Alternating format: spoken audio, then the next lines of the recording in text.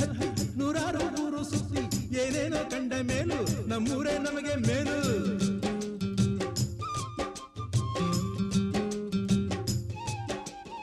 ಕೈಲಾಸ ಕಂಡ ನಮಗೆ ಕೈಲಾಸ ಯಾಕೆ ಬೇಕು, ದಾಸರ ಕಂಡ ನಮಗೆ ವೈಕುಂಠ ಯಾಕೆ ಬೇಕು.